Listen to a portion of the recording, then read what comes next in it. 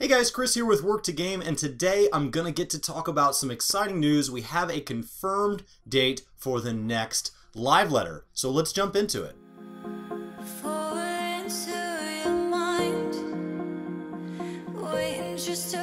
So over here on FinalFantasy.com, we do have the live letter being announced as April 14th. This is really early in the morning if you're here in the US, so we will absolutely cover it for you guys. It is, as usual, going to be in Japanese only. We watch a live translation stream on Twitch, and we get the unofficial translation as it comes out. They then provide a translated version, as usual, a little bit later. This is going to be going over patch 4.3 part 1, so no different than usual. There's a part 1 and a part 2. Prior to the stream, they're going to be taking questions from the designated thread, and we'll talk about that in just a second.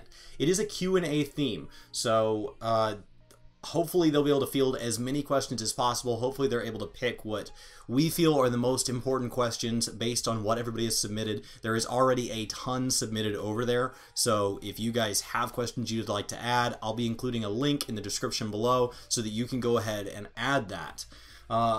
Things that we already know about 4.3 is this is theoretically when we're going to get our mobile app. Now, we've been promised that kind of before. There's no guarantee that based on what was said roughly January that that's going to be coming out now, but that was the original intent, so hopefully that's something we'll hear about. The second is about the achievement system. The achievement system as it sits is already very, very large, but it could use some additional depth. Like, it would be really neat if it offered things outside of just typical yes or no, have you done this? Some of the things that, you know, like, have you killed 50 things, 100 things, 1,000 things? That's a pretty typical stat-driven achievement. But one of the things that they've expressed interest in is a more in-depth system where you could do things like, can you run a dungeon without pants on? And if everybody in the party doesn't have pants on and you kill the final boss, then you win that. And that seems really goofy, but if you think about it from a mechanics standpoint, legs is a major, major piece of your eye level and your stats. And so, you know, if you could kind of gear people down, then that makes the content substantially harder. And so doing things without getting hit, doing things where everybody kind of stands on top of each other because the mechanics normally have you spread, you know, they've expressed interest in kind of adding something where the game gets some replayability through challenging pieces that you wouldn't normally do. That's kind of, I would love to see that in the achievement system. There is no guarantee that we're getting an overhaul yet. We'll find out on the 14th, and I would love to see the mobile app. It would be nice if we could maintain our retainers from there and send them out on ventures. It'd be nice if we could, you know, kind of send our squadrons out. There'd be a lot of things that I want to do throughout the day that I don't necessarily have access to my account. So that's kind of where I'd like to see that. So let's jump over to the Q&A piece. Now, they do have a thread up here, and it says, you know, this is kind of what the rules are, and this is where you post. And as I said, this link will be in the description down below. Now, you know, be sure, go through, see what other people are asking, and make sure that you ask questions the way you want to ask them, and that you're very clear, because if these are being translated at all, then you have to be aware that the intent of the question may not come through if you're not succinct in how you write it. There's already a couple good ones in here, so let's see if we can find some of those. So the first question is, and this is just going to be done in order, is will you be adding more options to the right-click report feature than just report the remote money transfer activity? Sometimes there's a player being obnoxious and things like that, and really the only thing I have the ability to report them for is kind of that they're selling me gold, and that's not necessarily accurate. That's how I interpret that feature to be used, and so I don't always feel that I can report people for being wildly inappropriate or for spamming heavily.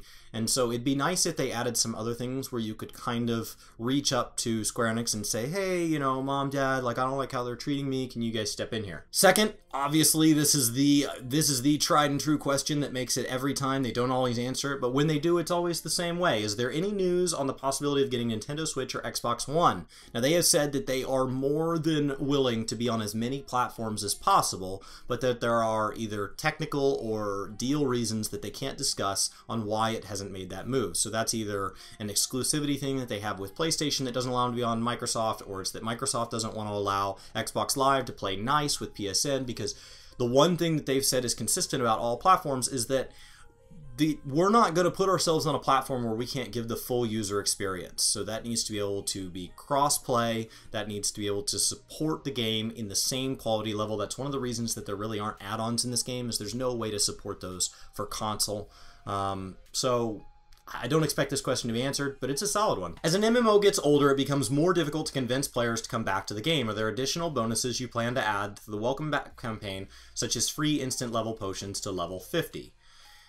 That's an interesting question. It's an interesting idea. As we see people come back and they're further and further behind, if you have a friend that's multiple expansions behind and content comes out, say a new form of PvP comes out and they would totally join you for that. Well, you want to make sure that they're able to get to that relatively quickly. So PvP fixed that by lowering that level requirement. But say that instead that is, oh my gosh, you have to try these new dungeons. They're just fantastic. Well, there's no way to get to that any quicker than just doing it. And you have to do all the story and everything like that. So to say, okay, when you come back, we're going to boost you up to, within a reasonable amount, we're going to boost you up to the end of last expansion or something like that on one job of your choice. It's not a bad idea. And I would be interested to see kind of their feelings on just trying to get people back into the game. The implementation of Eureka has very positive feedback from the players I have encountered. You're apparently only encountering half of people because the community is very split on this, at least from the players I've encountered. The monsters are a nice idea, but it turns the entire zone into a fate train, and that is the problem with any content that has a high reward and a high input requirement, is that people are going to seek that fastest route to the reward because you can't just brute force it without it taking forever. Is there a way to have them only able to spawn for a particular party that meets the requirements? It is interesting that people are feeling, okay, how do you make sure that we get what we deserve?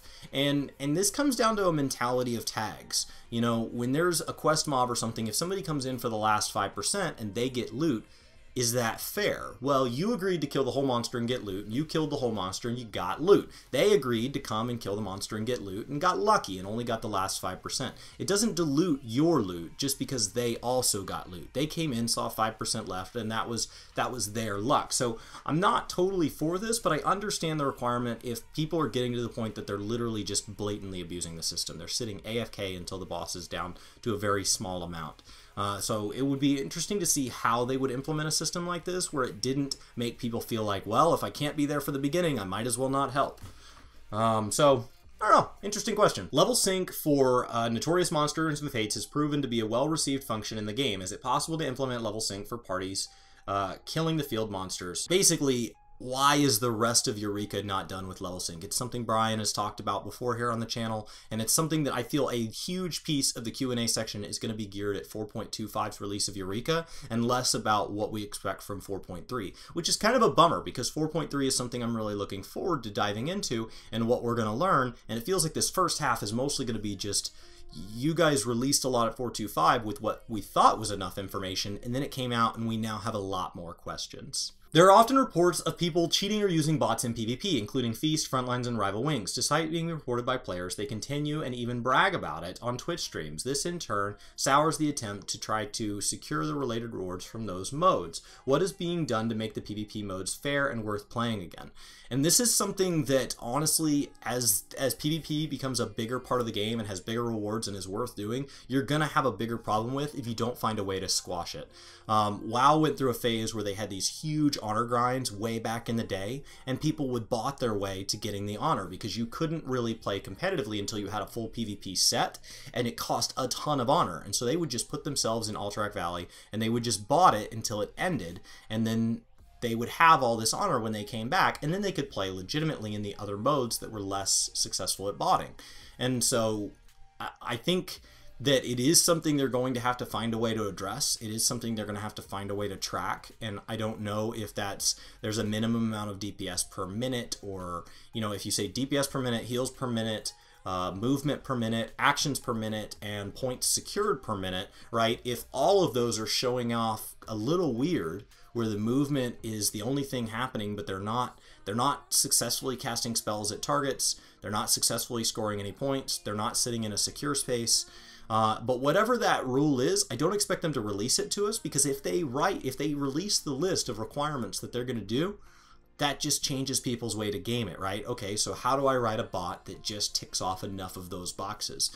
But it is something that I hope they do. I hope that we can keep as PvP becomes a bigger and better part of this community over the next several patches, I would love to see that stay positive. And so hopefully they can help keep the toxicity out of that, and they can answer questions like this. A lot of the other questions were about things like mounts or individual UI features or things like that. And you're going to have people asking questions about glamour chests, access to mounts, the way an interface or a UI thing works, but those are very quick to answer, either yes or no questions, things like that. And so I really find it fascinating to find these bigger context questions that help us understand what their design intent was. The execution will come out in good time, so knowing whether or not a mount releases or something is something we'll get in the patch notes whether or not we ask about it. This is actually our opportunity to instead ask them about things like, okay, is there a plan to implement systems like this? Or this is a complaint I'm coming into that you guys may not have foreseen. Is that something you're already addressing? And so be sure you answer those questions, preferably in a way that actually is a little more open-ended, so it's not just yes or no like the examples I just gave. And so we can kind of get a feel for what they have to say. This is really exciting. I can't wait for the 14th. It is just a couple weeks away. And so if you guys have anything you'd love to see added to this, let them know in the comments below. We'd love to talk about what we're expecting the patch to be, but just as importantly, if not more importantly, go put it over on the forums. As I said, the link will be in the description below. Be sure that you guys go there and post your question, because the more of us that have posted good questions, the higher the likelihood that they can go through and answer something that all of us actually really want to know. So this is exciting news. Hope you guys are having a fantastic day. Thank you guys so much for watching. This is Chris with Work to Game, and I'll see you next time. Hey Chris, your shirt's pretty looking. You know, honestly, it doesn't have Work to Game anywhere on it, but I like to support the channel. Yeah. So, well, you know, you can do that and also have a good looking shirt. I don't really want that shirt. You think maybe it could be a different shirt? Well, cool. I think I'm going to click on one of the links somewhere around here, and I'm going to go see what we got. Check the link below. It's really, really, really good. You guys have a great day. Take care. You probably have a pretty shirt on.